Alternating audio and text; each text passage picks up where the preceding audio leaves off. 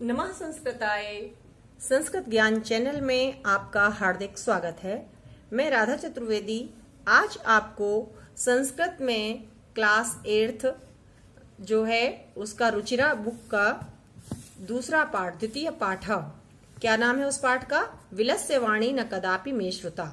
इसके हिंदी अनुवाद करवाऊंगी आपको, ठीक है, इस पाठ का। तो उससे पहले हम शब्दार्थ देख लेते हैं, क्योंकि शब्दार्थ से पाठ को समझने में आसानी हो जाती है।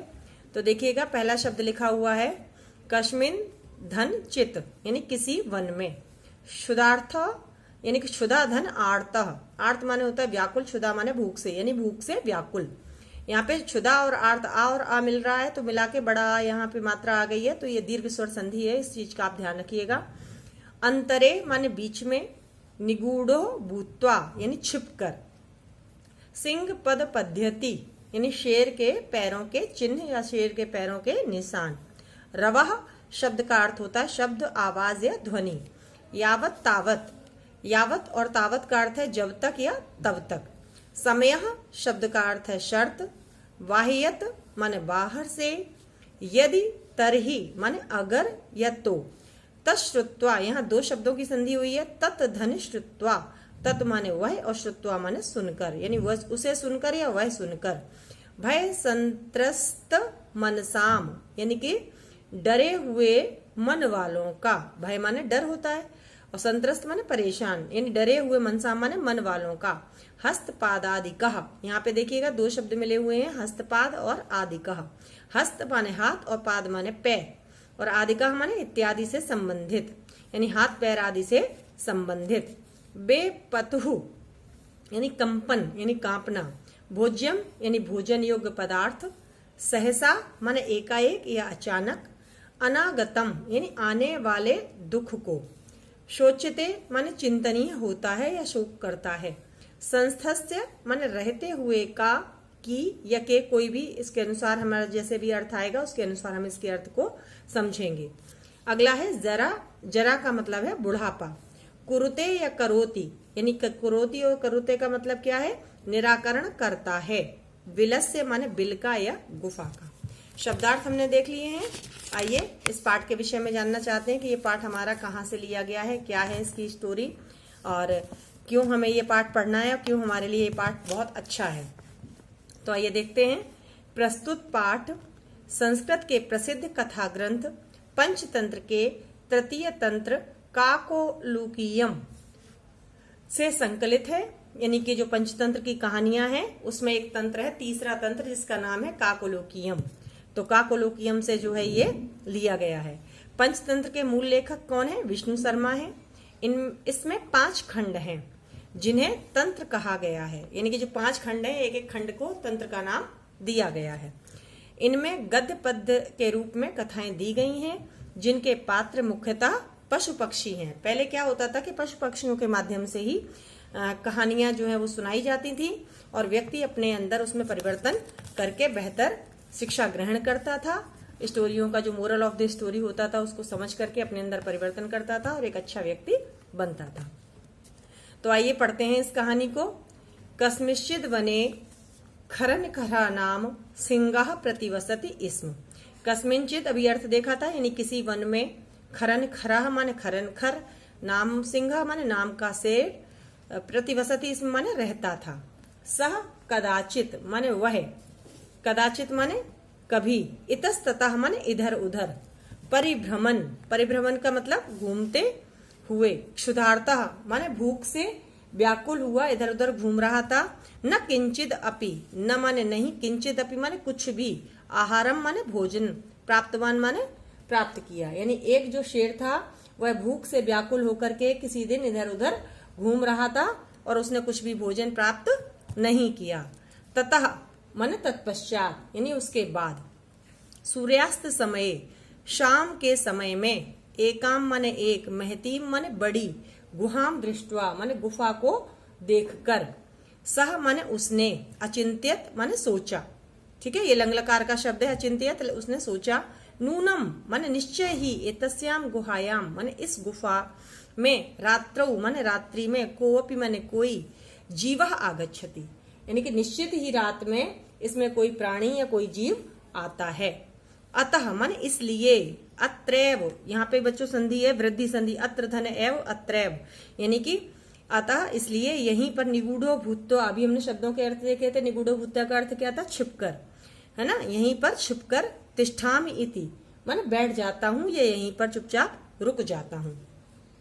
एतस्मिन अंतरे गुहाया स्वामी, यानी एतस्मिन माने इसी बीच, एतस्मिन माने इसी अंतरे माने बीच में, इसी बीच में, गुहाया माने गुफा का, स्वामी दधिपुच्छ माने दधिपुच्छ नामक शृगालः समागच्छत। शृगालः का मतलब सियार या गीदड़, दोनों ही शब्द के अर्थ होते हैं। तो एक गीदड़ जो है वो समागच्छत माने आ गया। सच यावत पश्यति, च माने और, स माने उसने, यावत माने कि ओ सॉरी, उस वह क्या देखता है कि जहां तक, पश्यति माने देखता है, तावत माने वहां तक, सिंह पद पद्यति शेर के पैरों के निशान, गुहायाम माने गुफा में, प्रविष्टः माने जाते हुए, दृश्यते माने दिखाई देते हैं। यानी कि जब वो दधिपुच्छ नाम का जो गीदड़ आता है वह क्या देखता है, जहां तक उसको दिखाई देता है वहां तक उसको शेर के आने के पैरों के निशान तो गुफा में जाने के दिखाई देते हैं। न च बहिरागता, च माने और, न माने नहीं, बहिरागता यानी बाहर आने के निशान उसको नहीं दिखाई देते हैं। तो क्या होता है? शृगालः अचिंत्यत, यानी कि गीदड़ ने सोचा या विचार किया। अहो, अहो माने ओहो, अरे, विनष्टो अस्मि, विनष्टो अस्मि माने मैं तो मारा गया, मैं तो मर गया।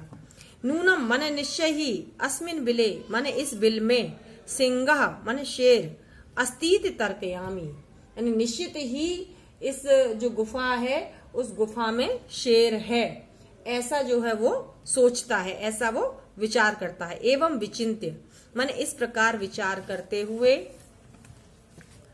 दूरस्थ रवः कर्तुम आरब्ध, दूरस्थ माने दूर से ही, रवः माने आवाज या शब्द जो है वो कर्तुम आरब्ध, उसने दूर से ही बोलना शुरू किया।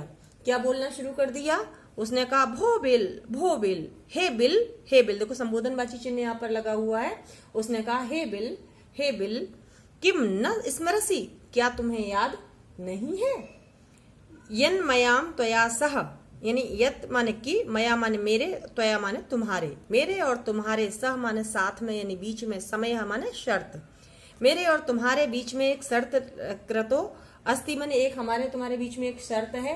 क्या शर्त है? एक समझौता हुआ था। यत माने कि, यदा अहम यानी कि जब मैं, बाह्यतः यानी बाहर से, प्रत्यागमिष्यामि यानी बाहर से वापस आऊंगा, बाहर से लौट कर आऊंगा, तदा माने तब, तुम माने तुम, माम माने मुझको, आकारयिष्यसि, आकारयिष्यसि का मतलब क्या होगा? तब तुम मुझे बुलाओगी।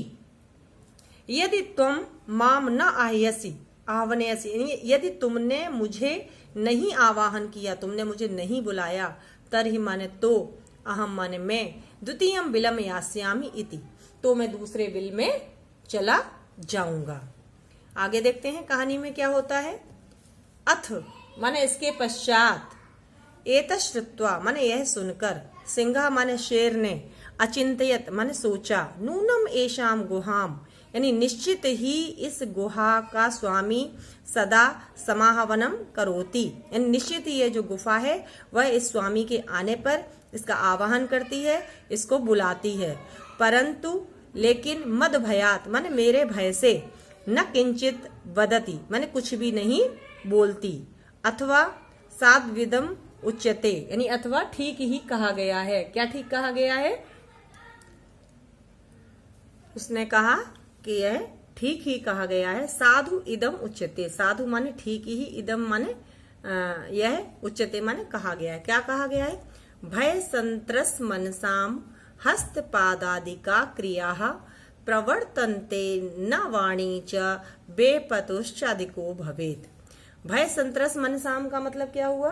यानी भय से डरे हुए मन वाले लोगों के, हस्तपादादिका माने हाथ और पैर की, क्रियाएं यानी जो होती हैं वह कैसी होती? ठीक तरीके से नहीं होती। न प्रवर्तनते माने उनकी हाथ पैर की क्रियाएं जो है वो ठीक तरीके से कार्य नहीं करती, और न च वाणी न वाणी च, और उनकी वाणी भी यानी वो जो बोलते हैं उनकी आवाज भी कांपती है। न च वाणी भी ठीक से काम नहीं करती। आगे क्या कह रहे, बेपतुश्चादिको भवेद। बेपतुष्य का मतलब क्या था, कंपन यानी घबराहट, और उनके अंदर घबराहट भी अधिक होती है। इसके आगे देखते हैं आगे क्या कहा गया है। आगे कहा उन्होंने, तद अहम अस्य आह्वानम करोमि।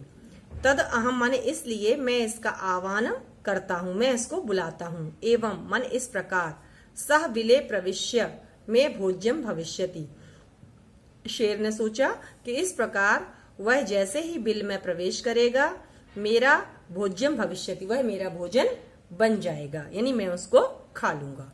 इत्थम विचार्य, ऐसा विचार करके, ऐसा सोच करके, सिंह माने शेर, सहसा माने अचानक, शृगालस्य आह्वानम अकरोत, उसने शृगाल को यानी कि जो सियार है उसको बुलाने के लिए जोर से आवाज लगाई।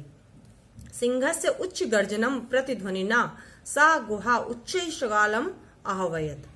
तो क्या हुआ, सिंहस्य उच्च गर्जनम, शेर के जोर की गर्जना की गूंज जो थी, प्रतिध्वनिना माने प्रतिध्वनि, यानी जैसा उसने बोला था वही आवाज लौटकर जब वापस आती है उसको प्रतिध्वनि कहते हैं। तो लौट के वो जो ध्वनि उसकी वापस आने लगी। सा गुहा उच्चई माने उस गुफा ने जोर से जो गीदड़ था उसको आवाज लगाई, उसका आह्वान किया, उसको पुकारा।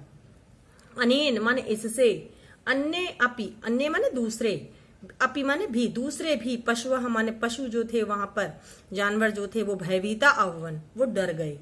जो और भी पशु थे वो जब शेर ने बहुत जोर से पुकारा और उसकी आवाज उसमें गूंजने लगी गुफा में, तो बाकी सारे पशु भी डर गए और व्याकुल हो गए। शृगालो अपि यानी कि शेर भी, ततः माने दूर से ही, पलायनम इमम अपठत यानी भागते हुए वह इस श्लोक को पढ़ने लगा। कौन सा श्लोक है देखते हैं। अनागतम यह कुरुते सशोभते। अनागतम माने कि जो आने वाले जो परेशानियां होता है उसका उपाय करता है। अनागतम माने जो आने वाली परेशानियां होती हैं, विपत्तियां होती हैं, जो व्यक्ति उसका उपाय करता है। सशोभते माने वह सुशोभित होता है, संसार में शोभा पाता है। स सोचते यो न करोति अनागतम यानी और जो आने वाले कल का उपाय नहीं करता, यानी स सोचते यो न अकरोति अनागतम यानी आने वाले का उपाय नहीं करता, आने वाली परेशानियों का समाधान नहीं करता, वह क्या करता है, वह दुख भोगता है। वने अत्र संस्थस्य समागता जरा यानी वने अत्र माने इस वन में रहते हुए, संस्थस्य माने रहते हुए, समागता जरा में, जरा माने बुढ़ापा यानी इस वन में रहते हुए मेरा बुढ़ापा आ गया है। परंतु मैंने विलस्य वाणी न कदापि में श्रुता, पर मैंने कभी भी बिल की वाणी नहीं सुनी, मेरे कानों ने कभी भी बिल की वाणी नहीं सुनी। यानी कि शेर ने अपनी बुद्धि से काम लिया और बुद्धि से काम लेने के बाद वह जो है अपनी जान बचाने में सफल हो पाया, क्योंकि उसने दूर से ही पैरों के निशानों को देख लिया था और अपने बचाव का उपाय उसने प्रारंभ कर दिया था। तो जो अपनी विपत्तियों का पहले से बचाव करना शुरू कर देता है वह व्यक्ति सफल होता है और कष्टों से मुक्ति पा जाता है। तो आज के लिए इतना ही, मिलते हैं अगले वीडियो में, तब तक के लिए नमः संस्कृताय।